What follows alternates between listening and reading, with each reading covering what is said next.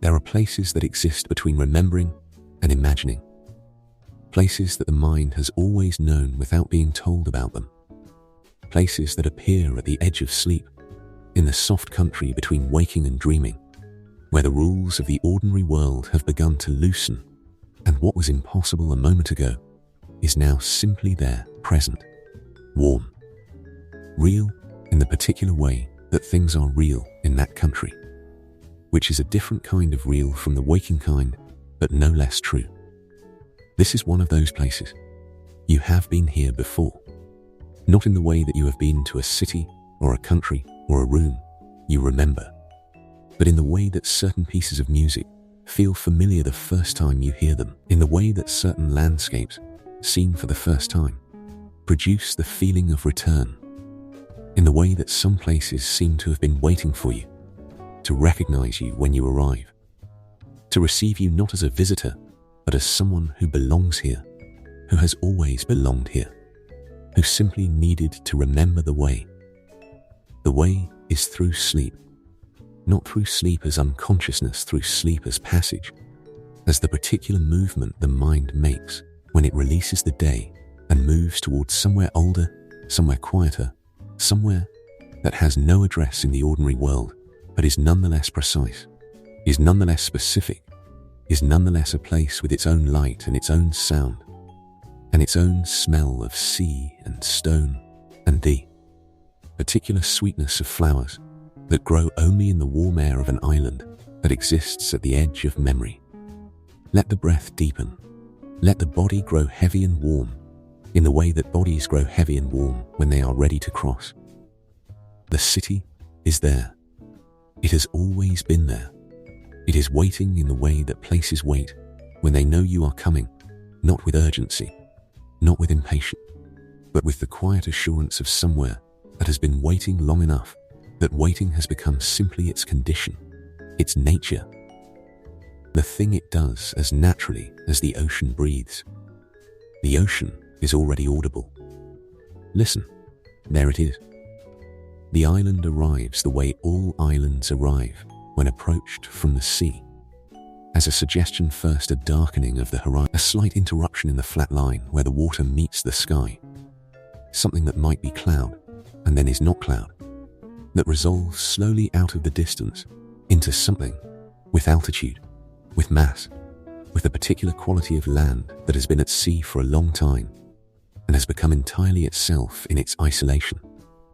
The sea around it is calm, not the dramatic calm of a sea after a storm, not the tense calm of a sea before one, the deep, permanent calm of water that has been this way for longer than weather changes, water that has found its own temperature and its own stillness and rests in them without effort, the surface moving only in the slowest and longest of rhythms, the swell that arrives from somewhere very far away and travels across the open water without building or breaking, lifting the surface gently and letting it fall, lifting and letting fall. The breath of the deep ocean transmitted to the surface as the most patient of pulses. The island grows as you approach. Its profile resolves from a single shape into several hills behind hills. The higher ground visible over the lower, the graduated depth of an island that has more interior than its coastline suggests. The hills are dark with vegetation, green in the starlight in the way that things are green in starlight, which is to say a dark green, an almost black green, the green of density and health, and the particular lushness of a place that receives warmth and rain in the right proportions and grows accordingly. At the island's edge, the city.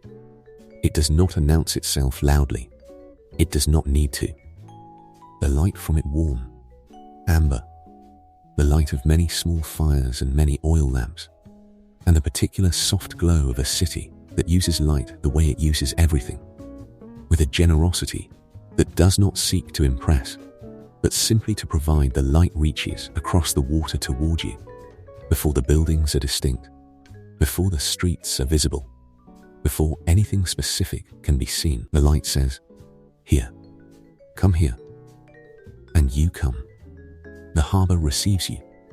It is circular, the harbour of this city.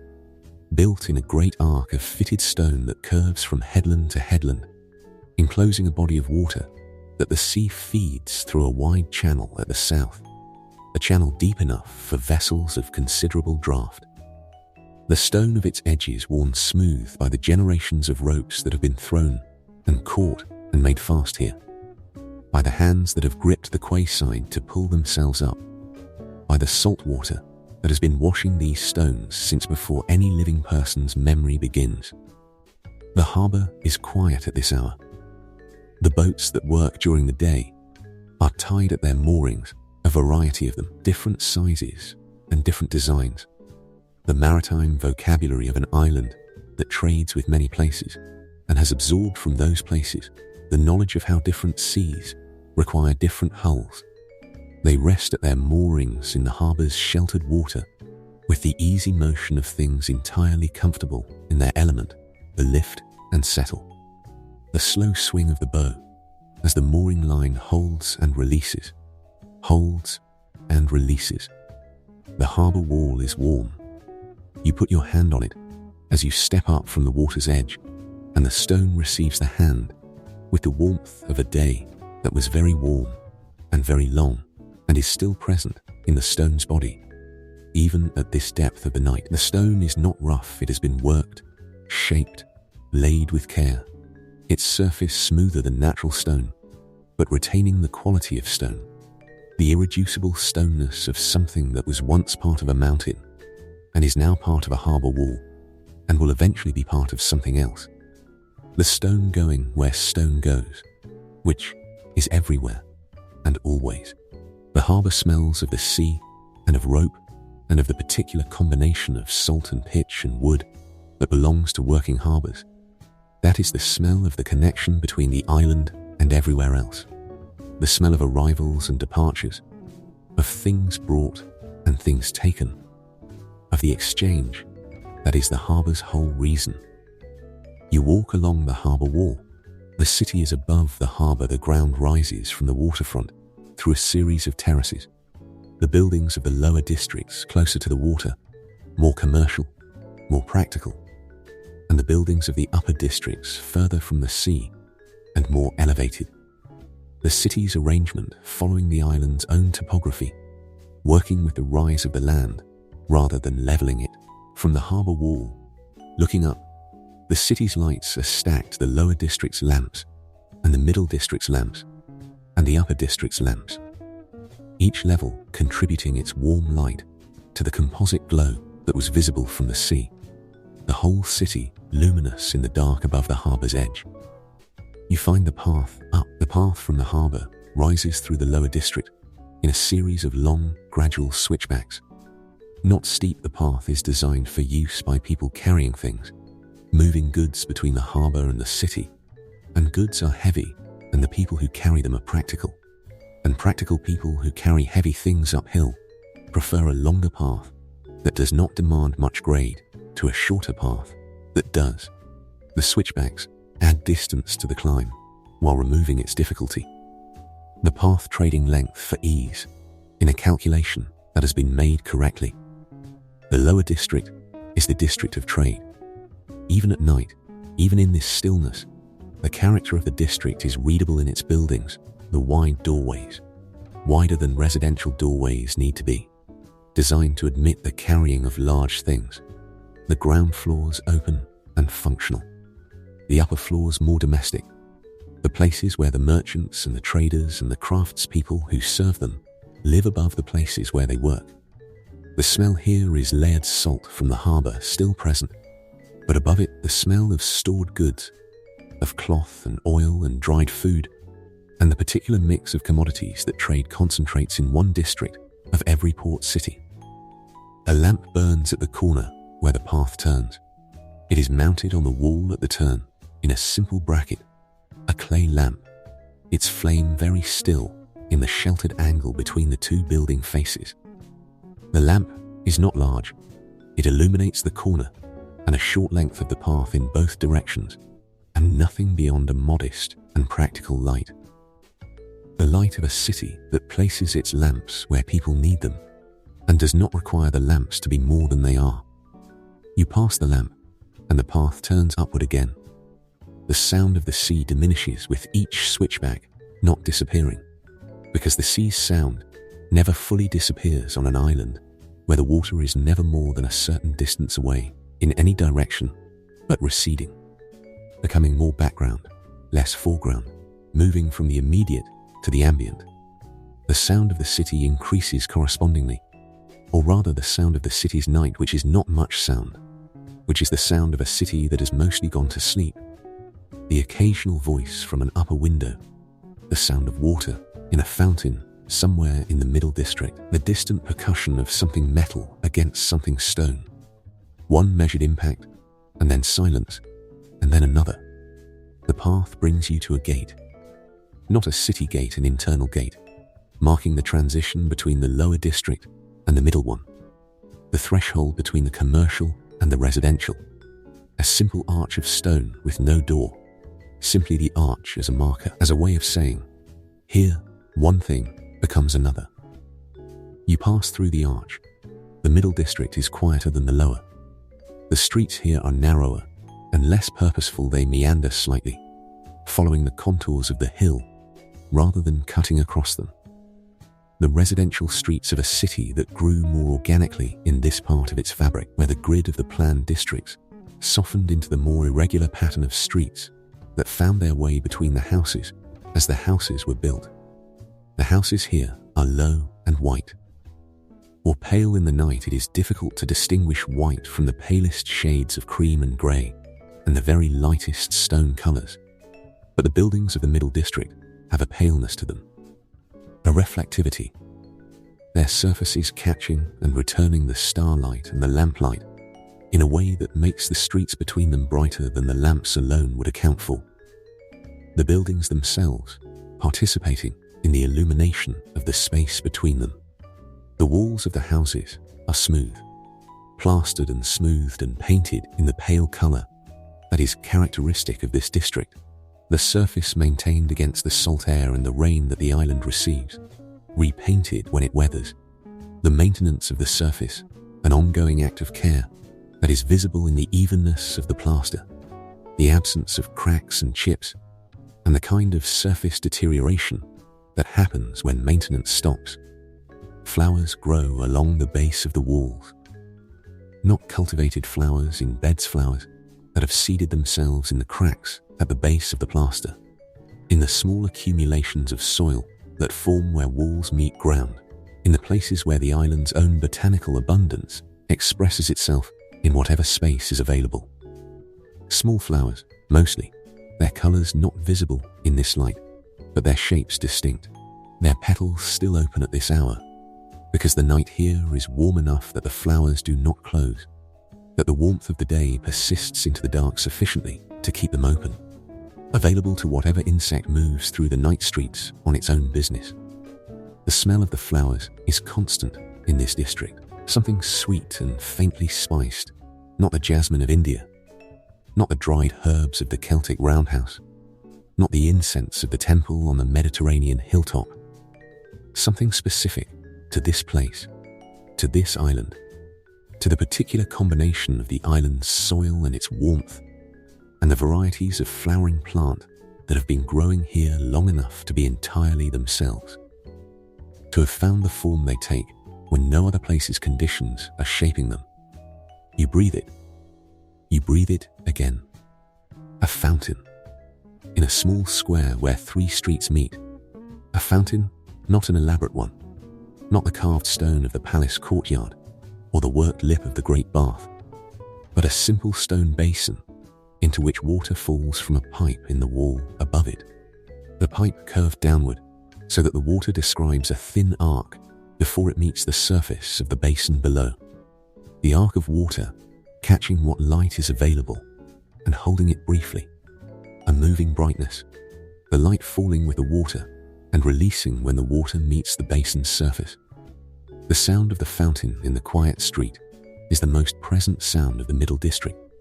Everything else, the distant sea, the occasional voice, the lamplight's silence, exists around the fountain sound, which has a clarity and a steadiness that the other sounds do not have. It is the sound of water, doing what water does when it is given a height and a surface below. The sound that water makes in a courtyard in Mesopotamia, and in a carved face in the Mediterranean city, and in the stone trough at the foot of the Inca path.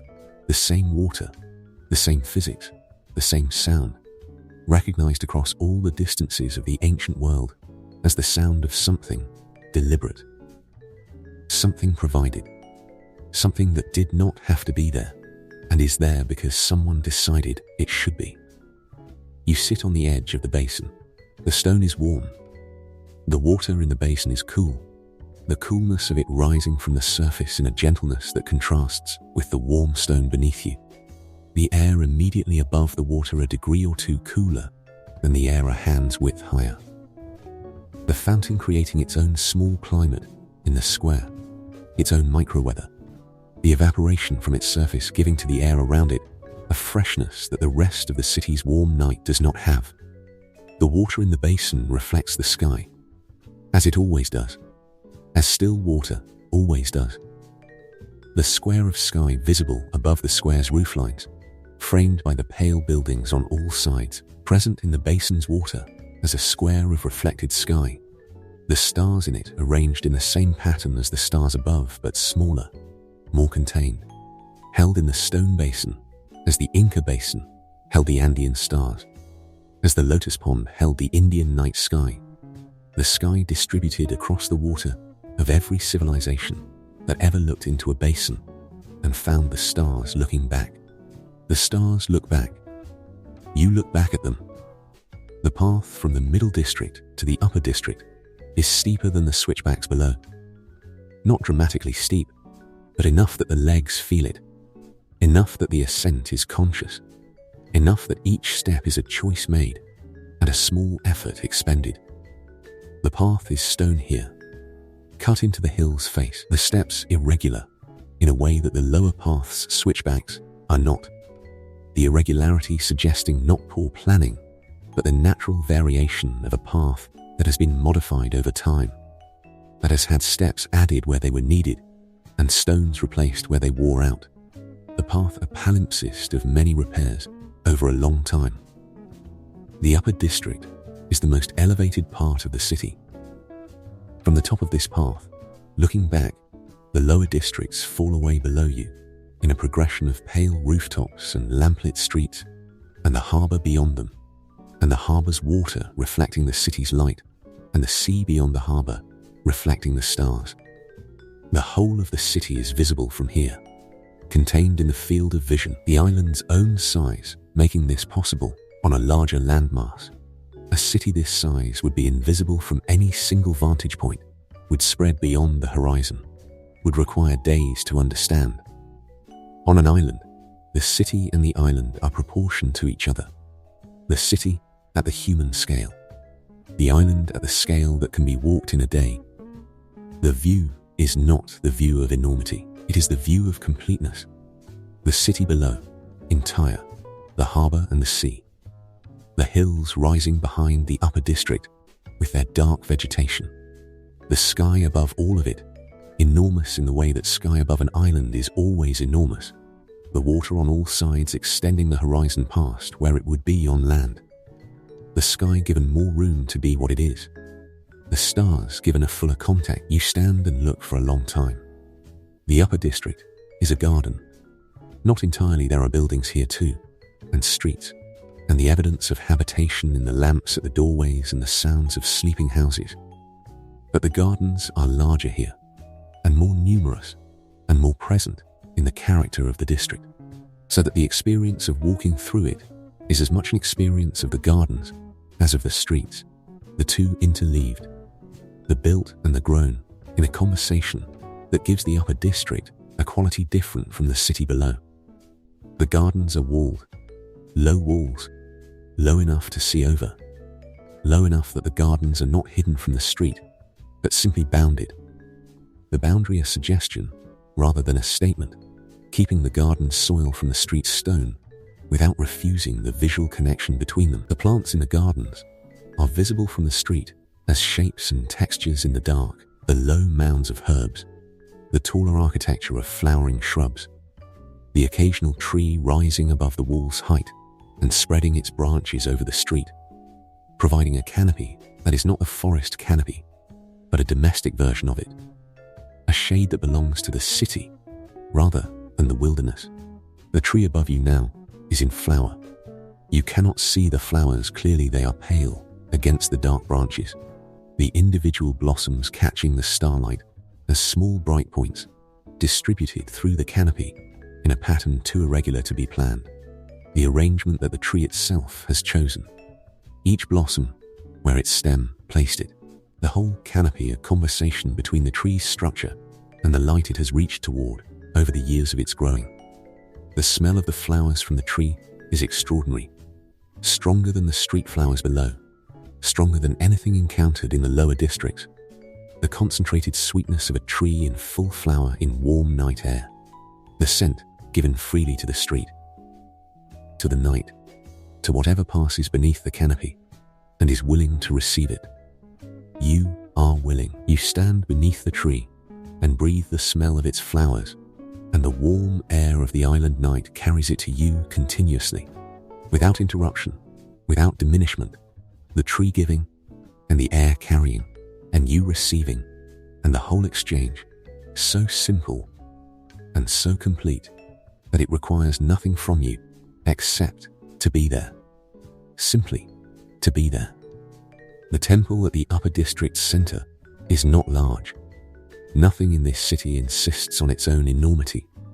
The scale here is always human, always proportioned to the body and the life, rather than to the idea of power or the ambition of permanence.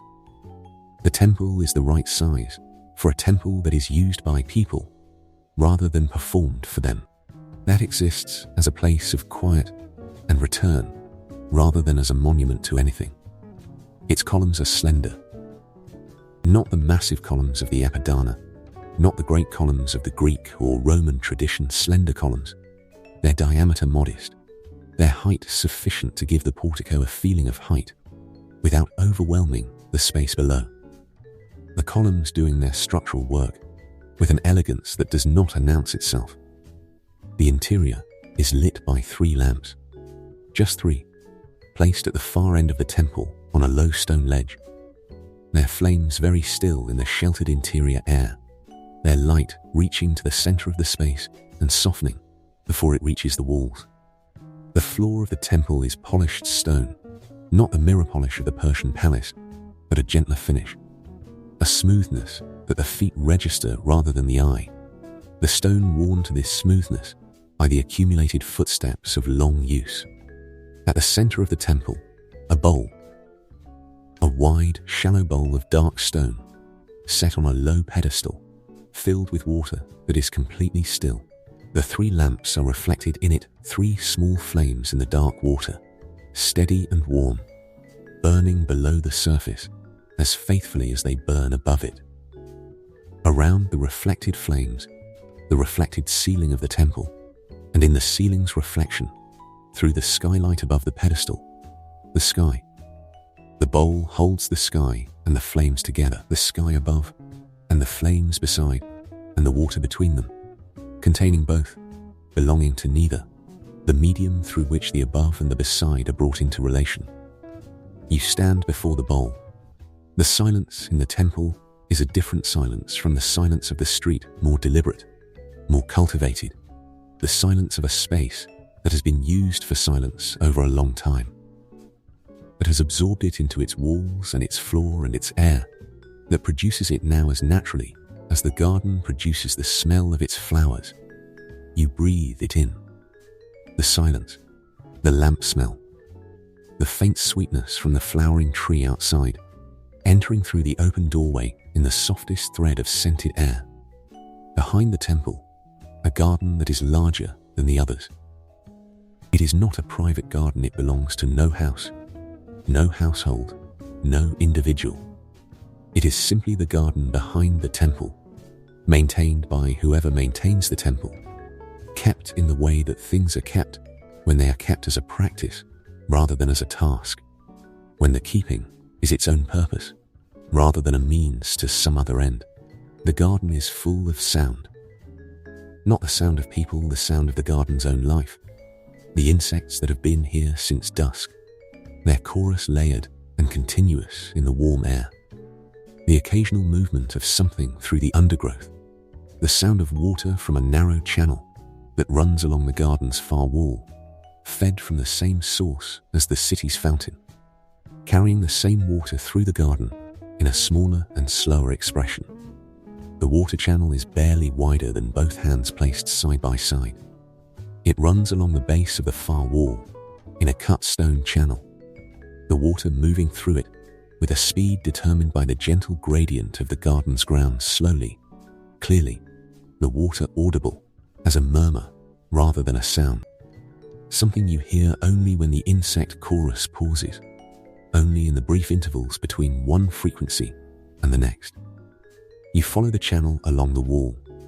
At the garden's corner, the channel passes through a small opening in the wall and continues into the next garden, and the next, and so on, the water moving through the whole upper district in this system of small channels, visiting each garden in turn, available to each, claimed by none, the communal water of the upper district passing through in its slow, continuous circuit. You sit beside the channel at the corner of the garden. The wall behind you is warm. The garden before you is alive with its night sounds. The water moves beside you in its narrow channel, murmuring at the threshold of audibility. The flowering tree from the street is visible above the garden wall, its blossomed canopy extending over the wall's top edge. The smell of it reaching you here as it reached you in the street, unchanged by the intervening distance. The air of the garden and the air of the street, the same continuous air. The island's own night air, warm and salt-edged and flower-sweetened. The highest point of the island is not in the city. A path from the upper district's northern edge leads out of the city entirely, through a gate that is simply a gap in the low wall that marks the city's boundary, and up through the terraced gardens and the olive trees and the low scrub of the hillside into the open air of the hilltop. You climb. The ground changes as you climb from the dressed stone of the city street to the packed earth of the path through the terraced gardens to the wilder ground of the open hillside. The path less distinct here, less worn, the grass and the low plants encroaching on both sides. The path itself thinner and more tentative, the trace of fewer feet. The olive trees on the terraced slopes are old.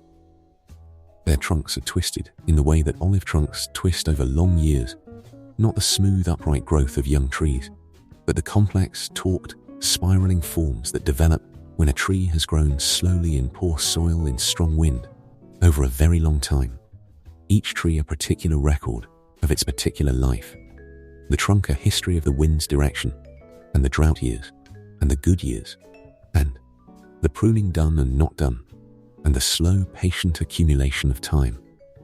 Their leaves in the night air are the silver and dark of all olive leaves in all winds, the silver undersides and the darker upper surfaces alternating as the leaves turn, the same alternation as the Inca ceba's leaves in the Andean wind, the same silver and dark language of leaves in motion, translated here into the smaller scale and the more delicate texture of the olive. You climb through them. The hilltop is open. The scrub gives way near the summit to bare rock and very short grass. The wind-exposed top of the island revealing the island's own bones, the limestone beneath everything, the rock from which the soil developed and to which, in places, it has returned, eroded away by the same wind that shaped the olive trunks below. The view from the hilltop is the view of the island entire. Not in detail, not at this hour, not at this distance, but in outline, in the shape of it, the city below on the island's eastern slope, its lights the warmest thing in the dark, clustered and various, and reaching from the harbour at the water's edge to the upper district's garden lamps below the hilltop. The harbour itself, the circular harbour wall, just visible as a pale arc in the dark water, the sea all around, extending in every direction to the horizon, the horizon itself just barely distinguishable from the sky above it, the line between them present only as a slight difference in the quality of the dark. The island is a small thing in a very large sea. This thought arrives without melancholy. It is simply true, simply available as a perspective from this hilltop. The proportion of the island to the ocean around it, a fact of geography that the hilltop makes clear. The city below, which from the harbour seemed like everything, which from the upper district seemed like the world from the hilltop, it is a warm cluster of lights on a small island in the middle of a very large and very dark sea. And this is good. This is, somehow, exactly right. The smallness of it is not a diminishment. It is a clarification, the city and the island at their true scale. The scale that the ocean establishes by simply being what it is. The scale that reminds the city and the island, and everyone in them, that the world is large, and the sea is patient, and the stars above both are very far away, and very numerous, and entirely indifferent to the difference between the island and the water around it. Between the city and the dark, between the light and what lies beyond the light. The stars do not distinguish. They shine on the city and on the sea equally, on the harbour wall and on the open ocean equally, on the olive trees and on the bare rock of the hilltop, and on the flowering tree in the upper district garden, and on the lamp in the temple, and on the water in the temple bowl, equally. Without preference, without awareness of the difference, the stars simply shine. You sit on the rock of the hilltop.